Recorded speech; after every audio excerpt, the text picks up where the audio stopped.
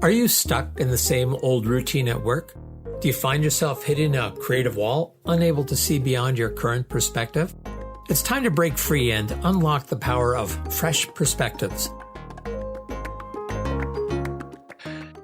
David Gouthro back yet again, and today I have the pleasure of having as my guest Katherine Lazaruk. Welcome, Katherine.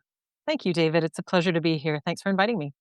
Well, Katherine, I heard you speak not too long ago, and we had a short conversation. And I found what you were talking about was quite intriguing and probably something personally useful to me. So I thought it'd be great for some of my listeners to hear what you have to say. And what intrigued me is that you said that you're passionate about helping people change the relationships with their closet and themselves in the process. So, Katherine, what the heck do you mean by that? I'm glad you were intrigued, first of all. It is an intriguing subject. I have been working in image consulting for approximately 17 years at this point. Mm. And what I've discovered over the years is that there's a lot more in the closet than clothes. So when I Mm. say I'm an image consultant, most people immediately jump to styling or fashion or, something in that world, personal branding. And the world that I live in is different from that. There are aspects of that belong to my work. People do certainly get great outfits after they work with me. Mm. But because I start with who you are as a person and what you want in the world, and then I look at what your environment is doing to support you and what your industry is, where you live, those kinds of things. And then we look at the choices that you're going to make, the clothing you're going to wear that will support you in achieving your goals. Mm. It's more comprehensive than you might find if you go to a personal shopper or a traditional stylist. So I have to say that I'm thrilled about that. That it's more just the clothing because those of you that are listening to this won't have any idea what the video looks like. But I actually have a red brick wall behind me, and I'm wearing a red plaid shirt, which just so that my face may stand out and I blend into the brick. So thank goodness it's more than just the clothing. So, Katherine, how do you go about working with well, let's use me as an example, right? So people can actually imagine this. So Okay. I'd say, Katherine, I'm intrigued by what you do. I'd like to work with you. How do we get started? So the first step with any program is to let people understand the different ways that I work. So one way that I Mm. work is I do a group cohort program, which is 9 sessions, and it's basically a program to become your own stylist. Hmm. Because I'm much more interested in teaching you the skill sets for you to do it yourself than for you to create a dependency on someone else Hmm. to do it for you. Hmm. And my other programs are one-to-one, fully bespoke, completely custom programs. And those programs are for people who really like personalized attention and who want more support while they are doing the things. Now, So, sorry, I hate to be annoying about this, but I hear not at people all. use the word bespoke. And Yeah. I bet there's some people that haven't got a clue what the heck is bespoke, because I've seen bespoke framers, bespoke. So maybe you can just say about that so people have a context to listen into this. Yeah. What's Thank you. bespoke about your service? Thank you for that. Because, yeah, you're right. It's a word that not everybody would know. So, in the clothing world, for example, if you buy a suit off the rack, that means it wasn't necessarily made for you. You go in, you get the suit, you leave. If you go in and buy a made to measure suit, that is a suit that comes in pieces, and then they put the pieces together to fit your various measurements and they produce a suit for you. So there's somewhat more tailoring to that suit, but it's not fully made for you. A fully bespoke program is where you go into a tailor, they take your measurements, they let you choose the fabric, they let you choose all of the details and fittings any way you like it. They let you design how that suit is going to arrive. They make the suit in a muslin, which is like a lower cost fabric, to give you an idea of what the suit is going to fit and feel and look like. They have Hmm. several fittings when that you go to try things on to make sure the design is exactly correct. And then they produce the suit in the actual material. And then there is a series of fittings that happen to make sure that the suit fits you perfectly. So when I say bespoke in my world, it means that when you come in, the first thing we do is a discovery process Mhm. where I sit down and I ask you an extensive list of questions and listen extensively and take extensive notes about all of the things that you are hoping to do in the world. We talk about your challenges, and they could be challenges in your career, they could be challenges in your business, they could be life Hmm. challenges. because those things impact the way that you relate to your clothing, and your clothing might need to do different things for you based on what it is that you are challenged by, and based on what it is you want to do in the world. And then so I have this extensive list of questions. I have a discovery conversation with you. We review all of the list of questions, and then I actually put together a program for you that typically my bespoke clients go for 6, 9, or 12 months with me, Oh, sometimes wow. longer, depending on what they're working on. Um, and it's a combination of image work, but also coaching work, because one of my other streams of practice is executive coaching. Oh, wow. Okay. So it's more application focused. So if someone wants image work, but they also want assistance. So for example, I would spend a VIP day actually shopping with my client and helping them find things that are going to support their journey. Whereas in my group programs, I'm not doing the shopping with you. I'll coach you around shopping behavior. I will celebrate your wins. I want you to show on camera or in the community what you're doing, but it's not something where I'm actually with you while that is going on. So we've got the range of services from the group cohort, where you work with a group for 9 times, to the bespoke, which is, I mean, tailored in the big T, tailored way of doing those things. Exactly. So it's if you like groups, you would choose a group program. If you Okay. like one-to-one work, you would choose one-to-one work. That's the So bespoke program. So I, sometimes my daughter has gone shopping with me, and usually it's a place that she likes to shop, like at thrift shops. And Yep. her way of shopping with me is, "That looks terrible. Why would you wear that?" I presume it's a different approach that you take. But let's say that, and I'm not trying to get free consulting here. However, if you were to ask me, like, to give some examples of 2 or 3 questions that you'd ask me, of the range that you'd ask, just at the beginning, and I'll try to answer them as if I was a client. Just 2 or 3 to give people a flavor for that. So the first question that I might ask you is what's happening in your life right now that Okay. caused you to want to undergo this kind of work? Okay. So my answer, and this is all like totally transparent, right? So I am trying to kickstart my business. I've never had to go for business. It's always been by referral, and I'm very aware that I want to do things that I enjoy, as opposed to just doing the things that I've used to do for so many years. And now I kind of feel like I'd prefer to be gagged with a hot spoon than do it. So it's kind of like relaunching, and I'm at an age where a lot of people have been retired for 10 or 15 years, and I can't wait for the next 10 or 15 years to just have as much impact as I can. So part of it is how I create, an appropriate image that fits me, but that might also be appealing to the kind of people that might like my services, if that makes sense. Right. So what I hear in that is a real zest for the next 10 to 15 to 20 years, which is amazing. Mm. And there's a youthful vigor about that that's great. Although it's interesting when I say youthful, it's like nobody really knows that the back half is the best half by a long shot. So Abs- I'm hearing a lot of the zest for life in what you're sharing. I'm hearing also that what was working before isn't working now. Well, And yeah. or it's not that it's not working, but it's not working for you Yes. Yeah. in the way that you would like it to work. And you want to do something a little bit different. Yeah. And then so my next follow-on question would be something like, tell me where you're going and how is it different from where you've been?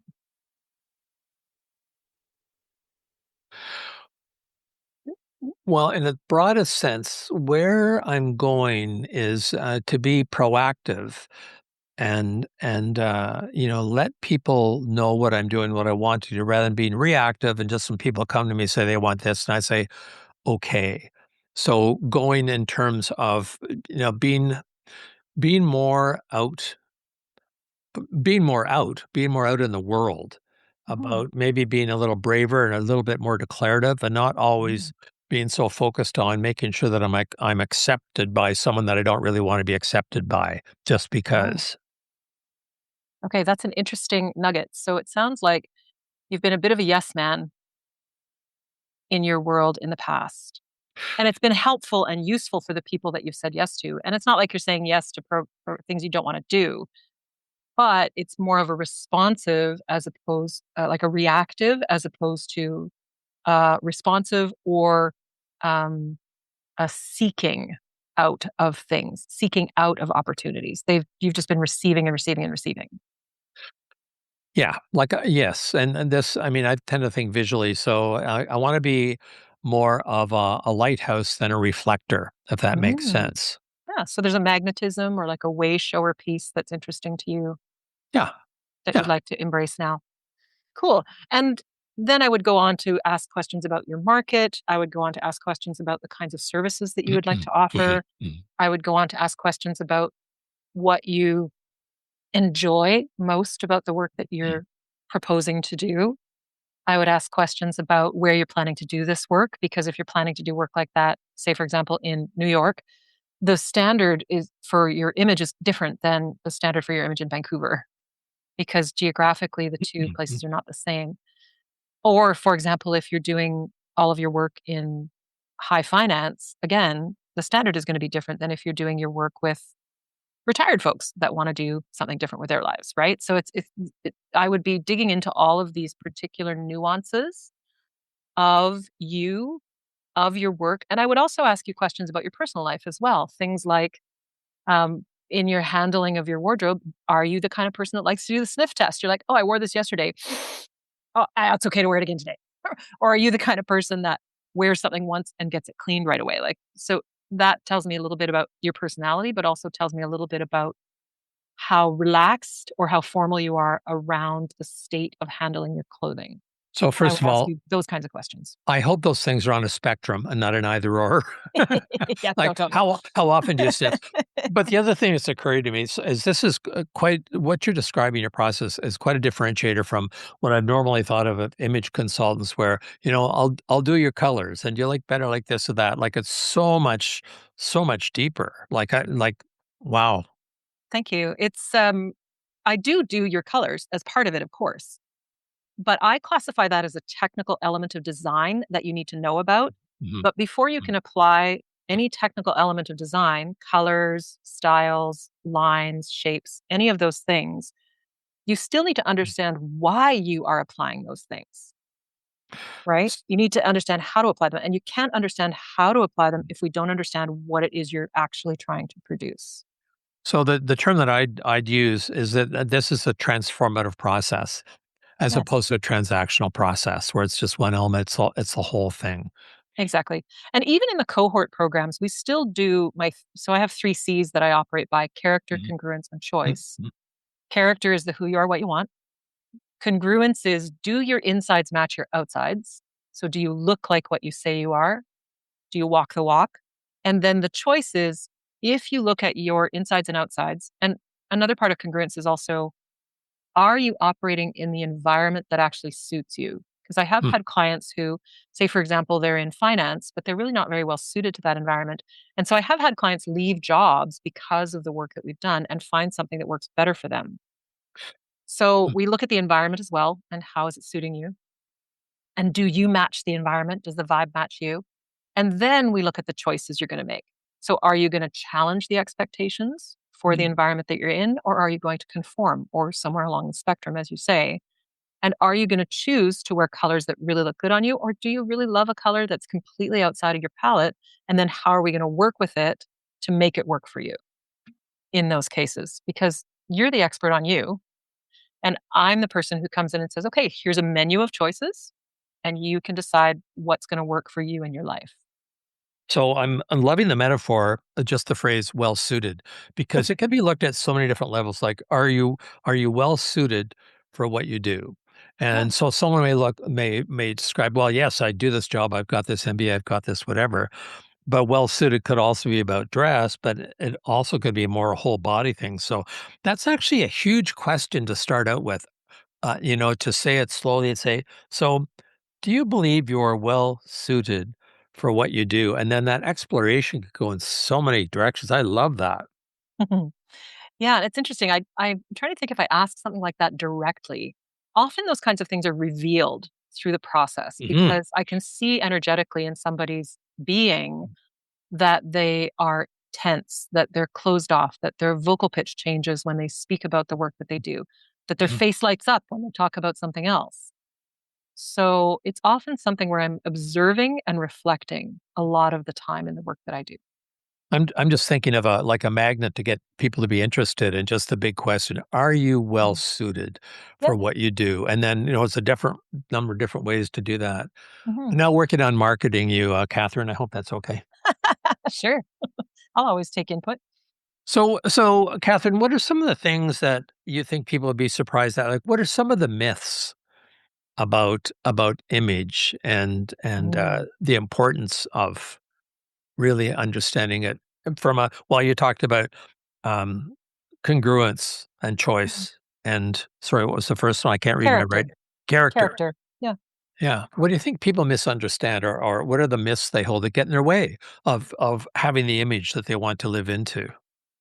I think one of the biggest myths that I run into is people believe that image is superficial, Hmm, that it shouldn't matter. hmm, And I contend that image is surface, but it should never be superficial. And okay. by that, I mean, ideally, in an ideal world, your image, how you show up in the world, how your energy is, what kind of work you're doing, all of that ideally would be a deep reflection of your soul, like who you Hmm, are as a hmm, person. And to me, figuring out what works for you is a little bit of a devotional practice. Like you're really going to live fully into your purpose on this earth. And in order to do that, understanding the image that you are portraying to do that thing hmm. is incredibly useful in accelerating your progress and success in doing that thing. So I think it when people say, "Oh, it's I'm vain," it's vain. It's vain for me to think about my image. And I'm like, "Well, okay. Like who told you that?" Hmm. Right? I see it as a profound act of self-care and self-love. So I do talk with my clients a lot about how well are they loving on themselves also, and how much do they feel that they matter in order to make an investment like this in developing the showing of the self, because you want to be a lighthouse. Can't be a lighthouse if you don't let your light shine, Right. Yeah. Yeah. right? Exactly. The and again, I'm just thinking about the term image. Like, what image do you want to project? And when I think about the word image, I hadn't thought about this before. Probably the same root as the word imagination. Oh, So I it's don't. almost like, what do people imagine about you when they see you, when they grok you, Mhm. as Robert Heinlein would have described in Stranger in a Strange Land, sort of thing. Yeah, I think you can exercise a significant amount of control over how people perceive you by changing things about your image.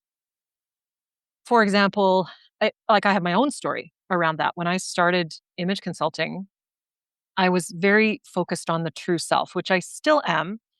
But Mhm. at that time, it was, I was expressing myself and I didn't have a lot of money. So I'm like thrift shopping and I'm getting vintage clothes and I'm getting like sample sale stuff and I'm putting it all together and it's chunky, funky, fabulous. And,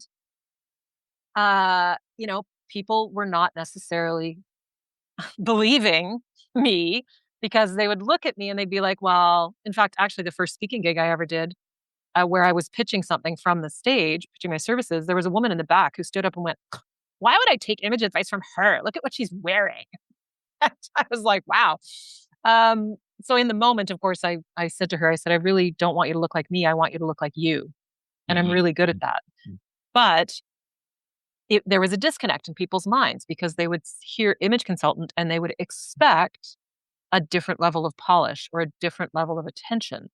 And so when I got my first kind of serious business coach and I decided to really go all in on improving my business, the first thing I did was actually elevate my own image. And I didn't do it myself. I called a colleague of mine and was like, "Hey, can you help me out with this? Because it's very hard for us to see ourselves." Mhm. And she took me through a very similar process to what I do, but not like on a different, she took me through some of her assessment pieces. And she said to me, "There's an element of elegant about you." And I was like, whatever. Like, to me, elegant was Don't Rock the Boat, Audrey Hepburn, like Grace Kelly, very quiet, prim, proper. She said, no, no. She goes, "You have a very high level of attention to detail and you like things to be finished, to feel finished." And I'm like, "Oh, yes, that's true."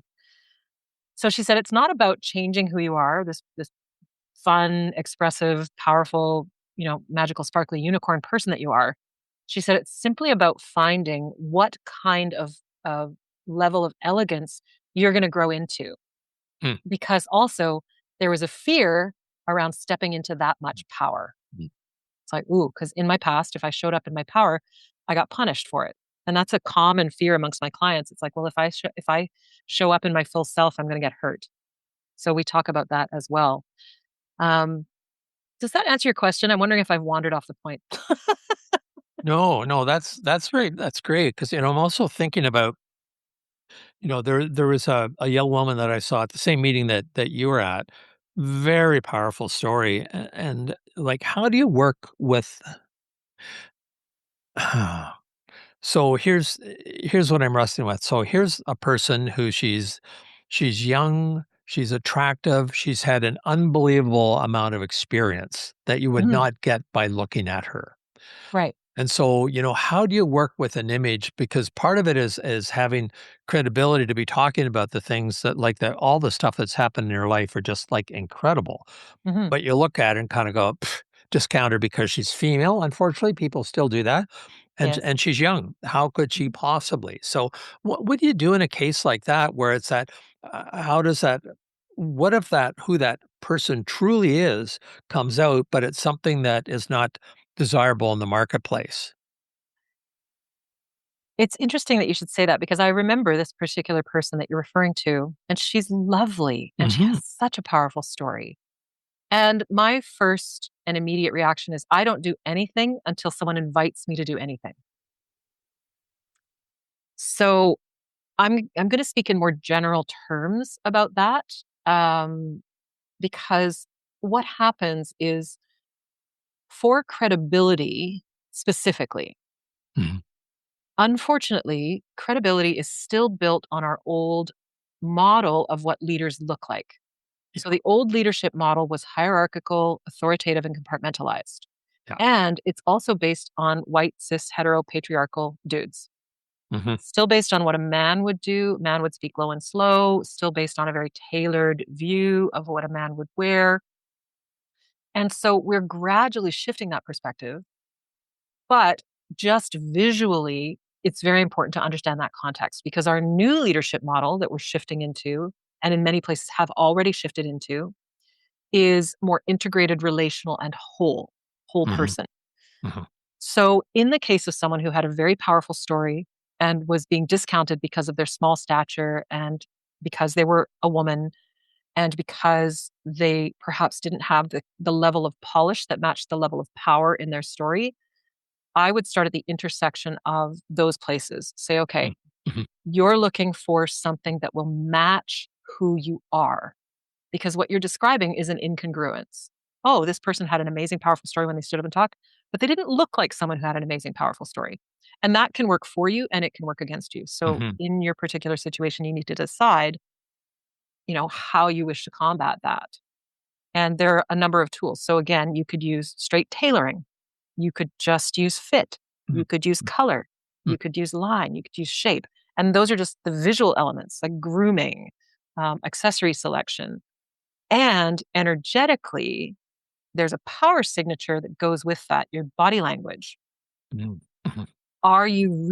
Is your nervous system settled into what you're portraying? Because also, if you're overshooting the mark, people are going to know. They're going to know that you are actually putting on a mask. They might not know consciously, but energetically they'll know. And they won't buy your message and they won't buy you.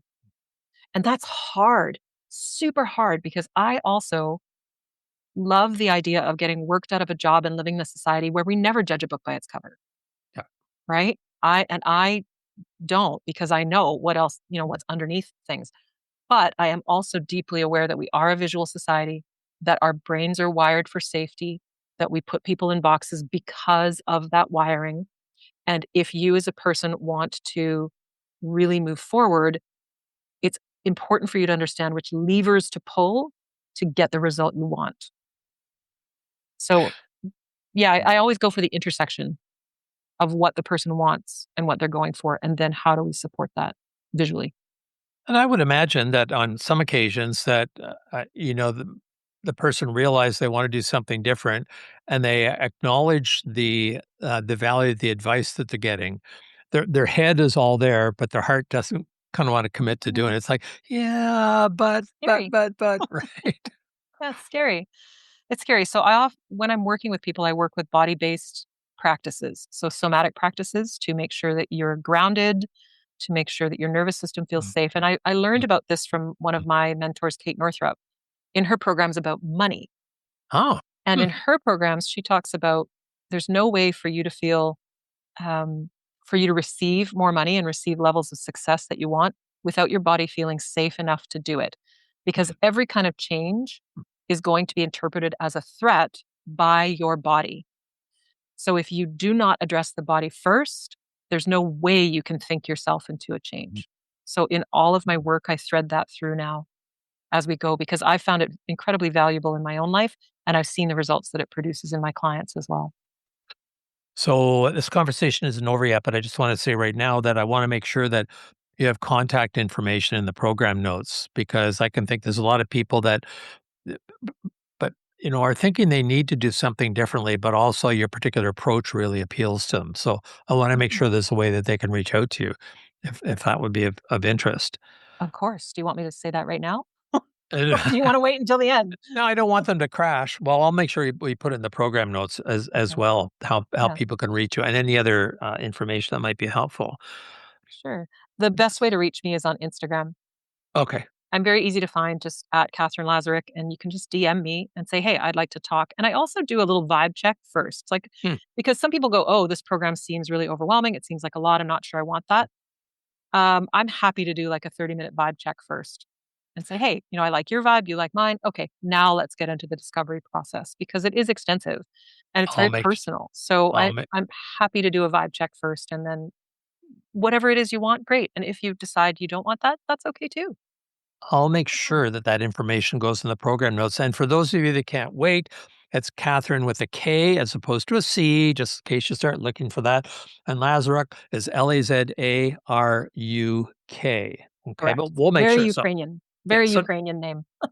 So you don't have to pull off the road right now. We'll make sure you have that information. But if you're that intense, Yeah. then by all means, there it is.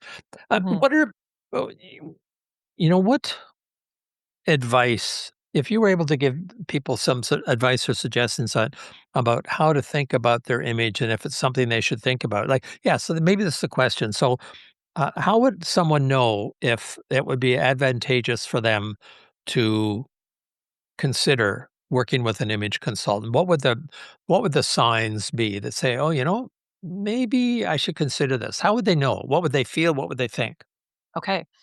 One of the first and biggest signs is you have a closet full of clothes and you have nothing to wear. Okay. Where you stand in front of your closet and it takes you 25 minutes to figure out a stupid outfit for the stupid event that you have to go to, that you have many things, but you just can't find anything that really fits and feels good. That's one sign. The second sign is that you default to the same three outfits on repeat all the time. Hmm. If you're just defaulting, that's a sign that you might want to do some of this work. If you are in a transition, so let's say you're getting divorced or you're changing jobs or you want to change jobs or you are in that place of changing your identity, that's a great time to undergo this kind of work as well. But you would feel you would know that those things were happening, but it would feel like most of my clients describe it as I feel stuck, I feel frustrated, I can't find what I want in the stores, nothing fits me, I don't feel good in my clothing, I don't feel good at work.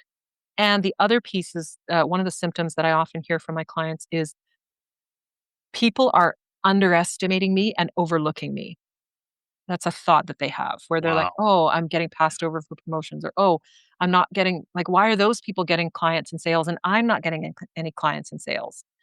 So there's sometimes a jealousy people will Hmm. experience. They'll see someone else and they're like, "Oh, I want that."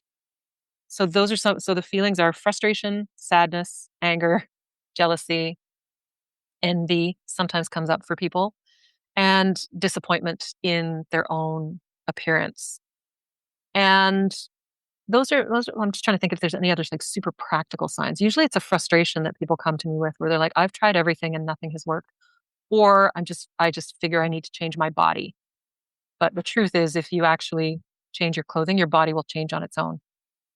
And there's nothing wrong with your body. It doesn't have to change to look great and feel great. So those are really great tips, like things to look out for sure. Mhm. So now let's take this in another direction. Say, so if people recognize I'm feeling all of those things, Mhm. then I would imagine there's some objections that come up fairly frequently. That if you could address them. So one of them is, well, and I'll give a list of them Sure. to start with. So, well, I'm starting to lose weight. I want to wait until I'm at my ideal weight. Another one is I can't afford it. I can't Mhm. afford to get a whole new wardrobe. Um, well, let's just take those two. That's because I imagine they're fairly frequent. Yeah. The lose weight one is often one that I hear. And if someone has a specific plan, they're working with a trainer, they're already in the gym, they're doing the diet stuff, they're actually on track. Generally, what I say is, well, you still need to do the character work and we still need to do the congruence work. And that doesn't Mhm. require your body to be anything. So we might as well get that work done so that when your body's ready, then we can go shop for the clothes that you are looking for. However, Love it. Yeah. your body does not need to change Mm. in order for you to be worthy, in order for you to dress beautifully, for you to feel good about your body. It does not have to change. So even if there's no plan in place, that's okay. Mhm. Right? It's okay. You can still come and do this work and still get great results without having to worry about changing your body at all. And in Mm. terms of alteration, you can actually alter clothing down for 4 sizes without changing the style of the garment. Wow. And then if you gain weight, it's like if you're apt to gain weight, it's also like, okay, well, then you want to buy clothing that has a certain amount of stretch in it. Like there are ways to accommodate bodies because bodies are wonderful and magical and nobody has the same one and they're all amazing. And there's clothing for everybody. I just wear everything that's elastic. It's Yeah, no love problem. it, right? Yeah. Yeah, Yeah. totally. I love elastic waist. Mhm. But And then I the just wanna second, stop yeah, for a sure. second before we go to the other one, Catherine, because you're really there when you're talking about image, as you said at the beginning, it's so much more than just what's in your closet. And you Yeah. can do so much around the image, without even getting to the closet. So Mhm. so let's, okay, that barrier excuse is gone. Okay. Like, oh, damn. Next Damn, one, I she got can't me. Yeah. next one, I can't afford Okay. it. I can't afford it. So, of course, I am not in charge of your wallet. You are the person who is going to be making a grounded decision about whether or not an investment is worth it. Mhm. I do believe in accessibility, which is why I've developed a cohort program for people that are concerned about price but still want and need the information. Mhm. And it's very, very good value. And I know that my clients get results that pay them back in dividends. So, for Mhm. example, one of my clients was just on, I've been collecting client stories, which I love, love, love to do.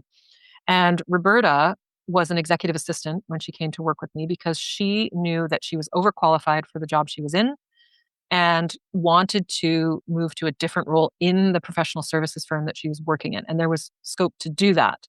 But first, she had to step out of the executive assistant image and into the image that was going to be in the practice. So I think the program that she did at the time was like a $10,000 bespoke program. And she got a salary bump that was $15,000 more. Mhm. And that was the first year. So if you think about the compounding interest on a salary increase, for example, or a client base increase, you often make your money back within a year or two. And then it compounds because you have this information for life, changes you for life. So there's a huge value in on the back end for you as well. So in terms of the actual affording, I have had people say, "Oh, I wish you were more affordable." It's like, you know what? I wish I could be too. But the value of this program is priced accurately. And Well, if I were to drop my price, it just wouldn't be in integrity with the value that I offer. totally get that, and I'm also wanting to know that maybe we could separate because there's the price of your consulting services, which is Yeah. one mindset. Then Yeah. there's the price of clothing, which presumably Yeah. isn't included No, in the consulting it's side of not things. included. So, Yeah. So when you're budgeting for a transformation like this, you do need to budget for both. And just in general, for anyone who's listening is interested about the cost of clothing, generally you want to budget 5 to 10% of your income for clothing in a year anyway, for Hmm, replacing, for repairing, for cleaning, maintaining hmm, your clothing if you're actively working with your wardrobe. About 5 to 10%. And the 10% is high if you're on the higher end of the formality scale. hmm, If you're on the lower end of the formality scale, it's 5%. And sometimes if your body doesn't change much and you're not doing a lot and you can go with a smaller wardrobe, it can be a little bit less than that. But as a benchmark, it's a good idea to just kind of set aside 5 to 10% for it. So, and when you're thinking about clothing budgets, I work with clients who have a $500 budget and I work with clients who have a $5,000 budget. And you can, depending on where you're purchasing and what you're purchasing, it is possible to get a complete wardrobe with accessories and variability and lots of choice for $2,000 to $5,000, depending on where you're going. The last complete wardrobe I did was about $5,000, and that was complete casual clothing, business clothing, shoes, accessories, outerwear, bags, everything. And it was about $5,000 in the end. So you do and have to think about both, but you also have to understand that that's not upfront, right, right? right, Those right. things happen over time, and you can take this knowledge and build your wardrobe over time. And sometimes it can take up to 2 years to do a complete wardrobe shift because you're doing it measurably, you're doing it in a way that feels safe for your body and safe for your soul. So you're not overextending yourself. You're doing it in a measurable way. And same with the work that I do. I offer payment plans for people because we all have cash flow Mhm. issues as well. So there's, or not issues, but like cash flow, we have to think about cash flow as a function of being an adult. So that's another piece that I offer as well. So here's the last question I'm going to pose to you, Catherine. I found this very, very valuable. And the question is this. So there's, been a trend, especially around younger people, to really get into thrift shopping. Hmm. Like my daughter took me on a thrifting expedition down to Washington State, and she had all these places lined up, all kinds of different like it was a culture shock for me. But there's a lot of people that, either from a value standpoint or from a cost standpoint, are really focusing on thrift shopping. So what tips would you have with respect to image and thrifters? I realize that could be very challenging, but I wouldn't ask unless I thought you were going to come up with something absolutely brilliant. So, what can you do with that question? I have many clients who love to thrift. I love to Huh. thrift. I think it's great fun. It's a little bit like treasure hunting. But the thing is when you're equipped with what works for you, you can make that process incredibly fast.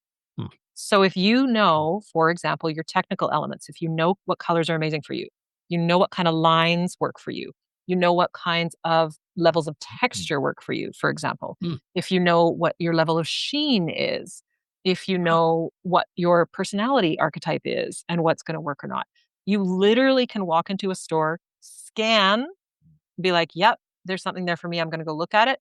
Or nope, I'm out. So as you're going through a rack of clothing, like in thrift stores, you're mostly looking for size first, is where you go, just because you don't know what's going to be in the racks. Or you're like, oh, I'm looking for a pair of pants. You go to the actual item, or I'm looking for a shirt, and you go to that section. Then you start to look for your elements of design. And you just go flip, flip, flip, flip, flip, flip, flip. Oh, this one has the right color, for example. Okay, I'm going to pull that out and I'm going to touch it. So, like, if you have a high sensory value for your clothing, because that's something else we talk about, or your clothing values, you're like, oh, ooh, that feels terrible. I'm not going to pick that up. Or, oh, that feels really yummy. Okay, now I'm going to look and see, does it actually work for all the other elements of what I'm doing? But it makes the process of shopping Hmm. way easier because it removes a whole bunch of decision fatigue because you already know what works for you. You're not guessing, you know. And so thrifting is like any other kind of shopping, except it's just a slightly different treasure hunt kind of thing. I think a lot of people, I don't know, I'm projecting here big time, but a lot of people just go thrift shopping. But you asked about 5 or 6 things that people would be helpful to know before they go thrifting. That's so valuable, right? Mhm. Your pre-thrifting uh, standard operating procedure, things to think of. I absolutely love that. So the things you're talking about can apply to anybody. The thinking, the big eye image as opposed to just what you wear. So Catherine, I've really enjoyed this conversation, and I can't wait to see you in person. And I hope that those that are listening have got a lot out of it. I have a hard time imagining that anyone, everyone, would not get something out of this. So thank you so much for being here with me today. Thank you for inviting me. It was a real pleasure. I love talking about this. I could talk about it all day. So this is David Gouthro with Discover Fresh Perspectives. As you know, I love talking about just about anything every day. And all I can guarantee is that next week there will be another guest with a different perspective on something. So come on back and join us then. Subscribe now because on Fresh Perspectives, every episode is an opportunity to explore new horizons and redefine what's achievable.